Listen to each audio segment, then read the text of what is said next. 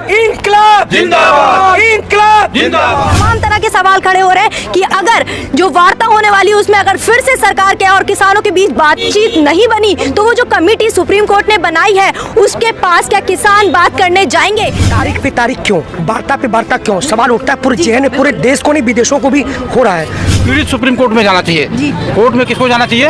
पीड़ित को, जो पीड़ित होता है। लेकिन यहाँ पर उल्टा हुआ, पीड़ित सुप्रीम कोर्ट में नहीं गया है, जो पीड़ा दिया है वही उल्टा भाग करके गया है सुप्रीम कोर्ट में, क्योंकि उसको डर हो गया कि हमने गलत काम किया है और हम बच नहीं पाएंगे। निश्चित रूप से ये भी वार्ता असफल होनी है। वो जवान हैं जो हमारी भी रक्षा करते हैं, किसानों की भी रक्षा करते हैं और प्रधानमंत्री नरेंद्र मोदी की भी रक्षा करते हैं, तो आप सबकी तरफ से क्या मैसेज होगा उनके लिए? हमने आपको पूर्ण बहुमत की सरकार दी, इस जनता ने आपको पूर्ण बहुमत की सरकार दी और आपने इनके ही पेट पे लात मार दी। इस जनता ने आपको सिर माथे के ऊपर बैठाया है। अगर आप वास्तव में हमारी कमर तोड़ना चाहते हैं तो फिर इसका जवाब भी मुंह तोड़ जवाब आपको 2024 में दिया जाएगा। इस आंदोलन को खालिस्तानी, पाकिस्तानी, माओवादी टुकड़े टुकड़े कहकर इस आंदोलन को खराब ना करे। मैं भारतीय जनता पार्टी की भी सत्ता है दिल्ली के अंदर में, उनसे ये कहना चाहूँगा कि अपने नेताओं की ज़बान पे लगाम लगाएं। नमस्कार, आदाब, स्वागत है आप सभी का जज्बा न्यूज़ में और मैं हूं आपके साथ फराह खान। मैं आपको बता दूं कि एक बार फिर से सरकार और किसान आमने सामने होंगे, यानी एक बार फिर से सरकार और किसानों के बीच बातचीत होगी। इससे पहले भी कई बार बातचीत हो चुकी है, लेकिन उस वार्ता का, उस बातचीत का निष्कर्ष बिल्कुल जीरो निकलता है। हालांकि सरकार ने किसानों की 50-50 मांगे मान ली। ये कहा जा रहा था पहली मांग की बिजली और दूसरी पराली की बात, लेकिन जिस मेन मुद्दा जो है जिस पर किसान आंदोलन शुरू हुआ, यानी एमएसपी का कानून, यानी एमएसपी की कानून की गारंटी और दूसरा कानून रद्द, लेकिन इस पर कोई बात नहीं हुई। हालांकि सुप्रीम कोर्ट की भी एंट्री हो चुकी है इसमें और सुप्रीम कोर्ट ने जो कमेटी गठित की है कि जो सरकार और किसानों की बात को सुलझाए, उस कमेटी में से एक सदस्य ने मना कर दिया है रहने के लिए और साफ साफ कह दिया है मैं इस कमेटी में नहीं रहूंगा, इसलिए क्योंकि वो किसानों के हित में फैसला नहीं करेगी। तो इसी मामले पर हम बात करेंगे कि तमाम तरह के सवाल खड़े हो रहे हैं कि अगर जो वार्ता होने वाली है उसमें अगर फिर से सरकार के और किसानों के बीच बातचीत नहीं बनी तो वो जो कमेटी सुप्रीम कोर्ट ने बनाई है उसके पास क्या किसान बात करने जाएंगे? मेरे साथ यहाँ पर आप देख सकते हैं पीछे जवान मौजूद हैं जो देश की रक्षा करते हैं और ये उन लोगों के लिए खड़े हैं जो हमारा पेट भरते हैं और इनका भी पेट भरते हैं। तो चलिए सीधे इनसे बातचीत करते हैं। जिस तरह से देख रहे हैं एक बार फिर से वार्ता होने वाली है, तो क्या लगता है कोई बात बन पाएगी? जय हिंद, नमस्कार, आदाब, फराह जी। मैं मणिदेव चतुर्वेदी, रिटायर्ड बीएसएफ बनारस से। निश्चित रूप से तारीख पे तारीख क्यों, वार्ता पे वार्ता क्यों? सवाल उठता है पूरे जहन, पूरे देश को नहीं विदेशों को भी हो रहा है। तो वार्ता तारीख पे तारीख तब होता है जब खुद पे कॉन्फिडेंस नहीं रहता, विश्वास नहीं रहता है। सरकार को अपने पर विश्वास नहीं है, कारपोरेट घरानों से पूछ के आती है। देखिए वो कहती है क्या करें, तो कहती है कि पराली बात कर लीजिए, हम बच जाएंगे। फिर कहती है बिजली बिल पर बात कर लीजिए। मुख्य मुद्दे से बचने का प्रयास करती रही है, क्योंकि मुख्य मुद्दे में उनका फायदा है व्यापारियों का। तो कहीं ना कहीं उससे पूछ के मैं पूछता हूँ, एक व्यापारी जो अपने उसमें पूरी आमदनी लगाता है वो क्यों घाटा चाहेगा?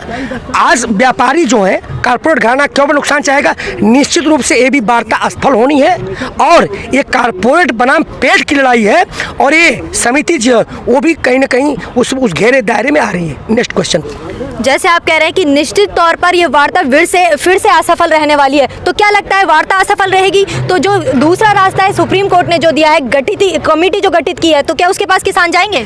जी, क्यों जाएंगे हम उसी के आधार पूछ रहे हैं जो पूर्व में समितियां गठित की गई, उनका हश्र क्या हुआ? मैं पूछता हूँ, समिति मतलब एक तरह से कोई बैठक हो कहीं 4 आदमी का।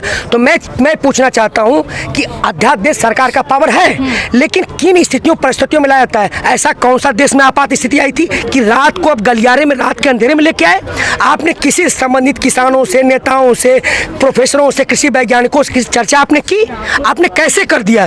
तो उसी समय वो बिल संदेह के घेरे में हो गया था और एक काला बिल है और इसका आप जो स्वस्थ, स्वच्छ, सुंदर लोकतांत्रिक व्यवस्था है वो ये है कि आप सबसे पूछना संसद के पटल पर रखिए, बहस करवाइए, चर्चा करें उसके बाद। और कहीं चर्चा वो समिति न गठन करके यहाँ पे चर्चा के लिए इंगित की जाए कि सदन के रास्ते लाएं, इस बिल को वापस लें, फिर से उसको यहाँ पे ले आके चर्चा करें संबंधित लोगों से पूछ के। बिल्कुल। तो जिस तरह से इन्होंने कहा कि निश्चित तौर पर जो वार्ता होने वाली है उसका निष्कर्ष फिर से जीरो निकलने वाला है, तो फिर वार्ता का क्या फायदा? मजाक बनाया जा रहा है किसानों को बार बार बुलाकर? देखिए मैडम, कानून की परिभाषा सीधी सी परिभाषा है कि जनता द्वारा चुने हुए प्रतिनिधि जनता और देश की भलाई को मद्देनजर रखते हुए कोई कायदे या नियम तय करते हैं, उसे कानून कहते हैं। वो कानून अगर संसद में बनता है तो संसद को ही निरस्त करने का अधिकार है जी। और ये श्योर है कि ये कानून से इस देश के गरीब और जो लोग हैं, किसान तो जाएगा, लेकिन प्रत्येक इंसान की लड़ाई है, रोटी की लड़ाई है। ये मतलब भाई साहब ने जैसे बताया ना, कारपोरेट वर्सेस रोटी की लड़ाई हो चुकी है। तो सरकार को ये बिल, जैसे किसानों ने यहाँ जलाया, वहाँ इसको जला जुलू करके संसद को खोल करके सारे सांसदों से, सारे वैज्ञानिकों से, सब लोगों से बहस करके कैसे किसानों को कोई फायदा हो, उसके ऊपर में बहस करनी चाहिए और संसद को खोलना चाहिए। आप संसद को बंद करके सुप्रीम कोर्ट से ऐसे बाएं दाएं घूमने से काम नहीं चलेगा। जिस तरह से इन्होंने कहा कि संसद में ही कानून पास हुआ है, बिल बना है, तो संसद में ही इसको खत्म करना चाहिए, तो फिर आखिर सुप्रीम कोर्ट की एंट्री क्यों हुई है? देखिए, सुप्रीम कोर्ट के एंट्री के लिए पीड़ित सुप्रीम कोर्ट में जाना चाहिए जी। कोर्ट में किसको जाना चाहिए? पीड़ित को, जो पीड़ित होता है। लेकिन यहाँ पर उल्टा हुआ, पीड़ित सुप्रीम कोर्ट में नहीं गया है, जो पीड़ा दिया है वही उल्टा भाग करके गया है सुप्रीम कोर्ट में, क्योंकि उसको डर हो गया कि हमने गलत काम किया है और हम बच नहीं पाएंगे, इसलिए वहाँ गया। वहाँ जाने के बाद भी उसको निराशा लगा, क्योंकि 2 बार सुप्रीम कोर्ट ने भी उसको तमाचा मारा और तीसरी बार थोड़ा सा असंतोष जाहिर हुआ, जहाँ पर उन्होंने 4 सदस्यीय टीम गठित की, जिसमें कि लोगों को ये लगा कि कहीं सुप्रीम कोर्ट भी संकेत में तो नहीं है। तो लेकिन फिर भी चौथी बार फिर जो है कि जनता को, किसान को आशा जगा, क्योंकि इन 4 सदस्यीय टीम में भी एक ने अपना त्यागपत्र इस्तीफा दे दिया, ताकि हम इसमें नहीं रहना चाहते हैं, क्योंकि हम जो है कि किसान के पक्ष में रहना चाहते हैं और ये जो है टीम है, ये किसानों के पक्ष में कभी भी निर्णय नहीं लेगी। जिस तरह से जो सुप्रीम कोर्ट ने जो कमेटी गठित की, एक ने तो साफ साफ इनकार कर दिया रहने को, तो मैं ये कहूँगी चारों सदस्य जो थे, जो शुरू से ये वही सदस्य थे जो इन कानूनों का समर्थन कर रहे थे, तो क्या कहेंगे? जी, मैं उनका स्वागत करूंगा जिन्होंने इसके पक्ष में इस्तीफ़ा दिया है और किसानों के पक्ष में आए हैं। कहीं ना कहीं मुझे लगता है कि उनका ज़मीर जाग गया है।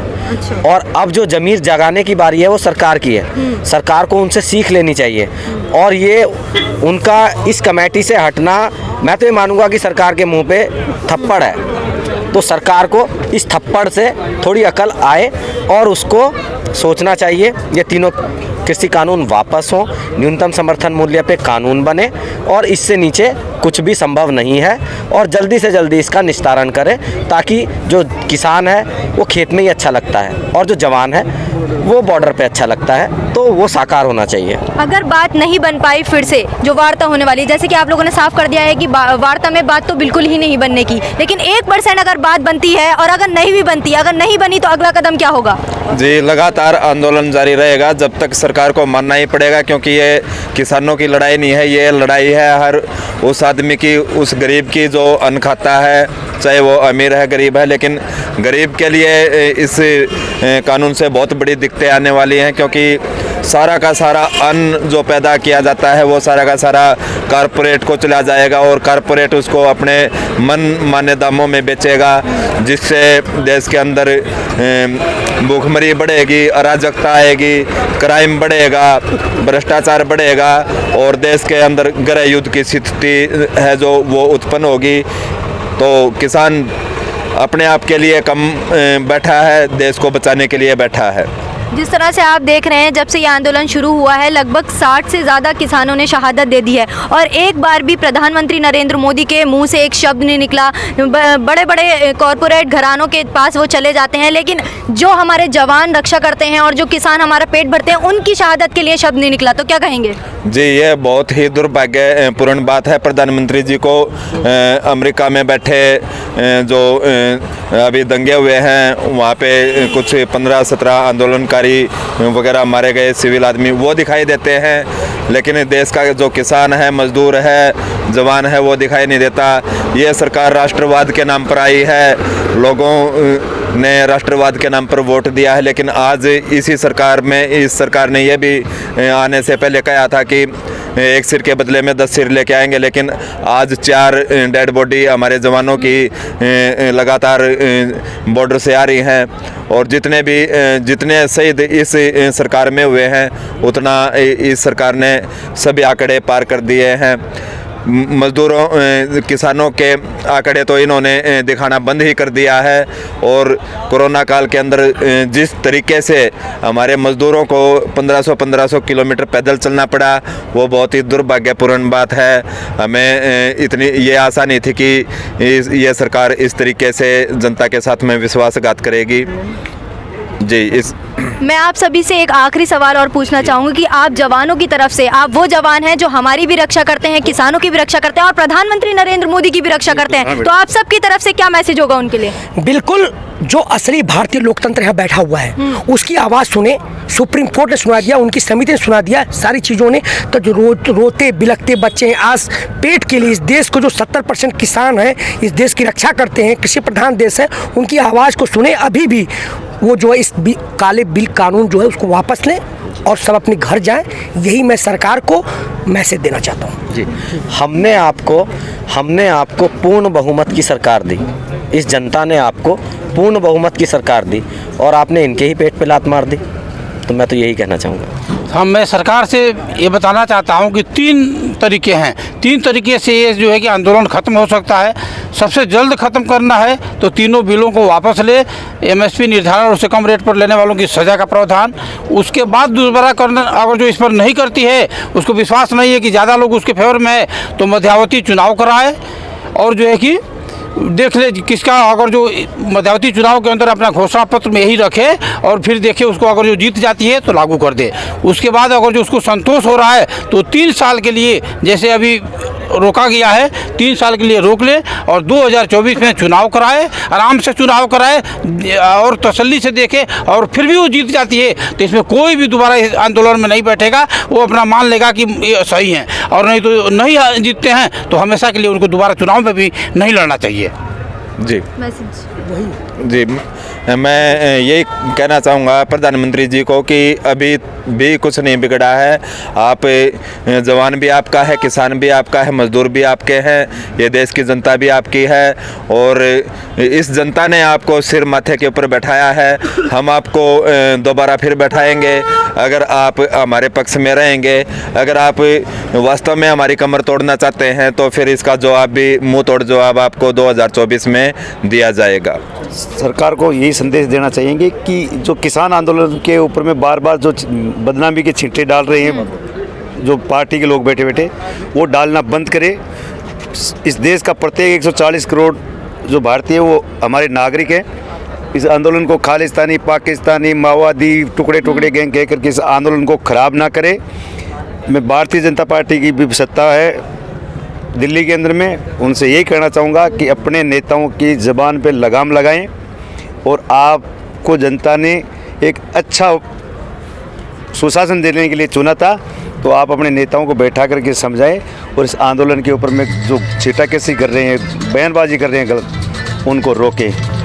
तो सुना आप इन सभी जवानों का, इनका भी यही कहना है कि प्रधानमंत्री जी को हमने राजा बनाया था तो उनका यही काम है कि ज़मीनी हकीकत देके और जनता के हित में फैसला करें। और लगातार ये संघर्ष कर रहे हैं और जहां पर जवान भी खड़े हैं, जवान भी यही कह रहे हैं कि हम किसानों के साथ तब तक खड़े रहेंगे जब तक ये कानून रद्द नहीं होता और एमएसपी की कानूनी गारंटी नहीं मिलती। आपकी इस खबर के बारे में क्या राय है, हमें नीचे कमेंट बॉक्स में कमेंट जय जवान, भारत माता की, भारत माता की, इनकलाब जिंदाबाद, इनकलाब जिंदाबाद।